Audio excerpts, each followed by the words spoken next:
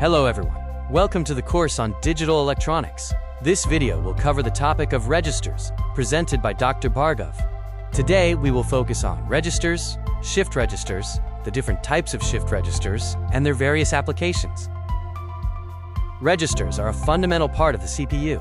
They hold data in various locations, facilitating quick access and transfer between the CPU's components and memory. One can perform read and write operations on memory. Read or write operation requires address to complete the task. A register is essentially a collection of flip-flops used to store binary information. Each flip-flop holds 1 bit of data. A register with n flip-flops can hold n bits of data. Registers are vital in microprocessors, memory units, and control systems. This 4-bit register uses D flip-flops for data storage. A common clock signal transfers the input binary data into the register. The CLR input resets all flip-flops asynchronously when active low. The main register operations include load for storing data, shift for moving data bits left or right, clear for resetting contents to 0, and read for retrieving stored data. A register with a parallel load function allows data transfer when the load input is 1. When the load input is 0, the outputs are fed back to inputs to retain the stored data. A shift register is capable of moving binary information between adjacent cells in a selected direction. Types include serial in, serial out or SISO, serial in, parallel out or SIPO, parallel in, serial out or PISO, parallel in, parallel out or PIPO, and universal shift registers. The SISO shift register accepts serial input and produces serial output. The SIPO shift register accepts serial input, but provides parallel output. The PISO shift register takes in parallel data input and converts it into a serial output stream. The PIPO shift register allows for both parallel data input and parallel data output. In a SISO shift register, each clock pulse shifts the register's contents 1 bit position to the right.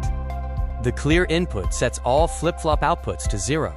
This timing diagram illustrates the shifting process in a SISO register based on clock pulses and initial data conditions. A SISO shift register can be designed using D flip-flops, or by converting JK flip-flops into D flip-flops and replacing the initial D flip-flops with the converted circuit. This slide visually demonstrates the 3 steps for designing a SISO shift register using D flip-flops and then converting them using JK flip-flops. The SIPO shift register shifts the contents 1 bit to the right with each clock pulse. After shifting, the data can be read simultaneously from all flip-flops. In the PISO register, data is written when the mode control line is low. Shifting occurs when the mode control line is high, activating the shift function with each clock pulse. The PIPO shift register allows all data bits to appear on the parallel outputs immediately following the simultaneous entry of the data bits on the parallel inputs.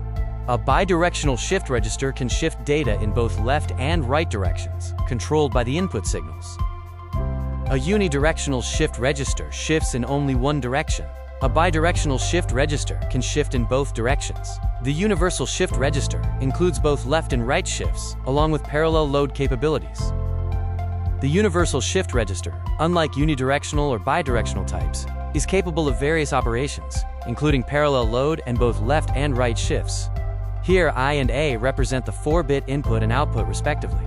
S0 and S1 are the select inputs of the 4x1 multiplexers, which decide the register operation to be performed.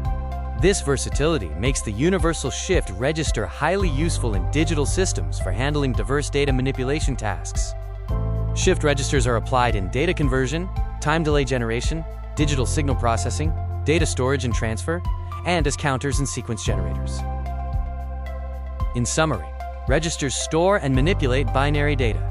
Shift registers move this data in a controlled manner and are widely used in microprocessors and communication systems. Thank you for watching. The material in this video is based on the following references.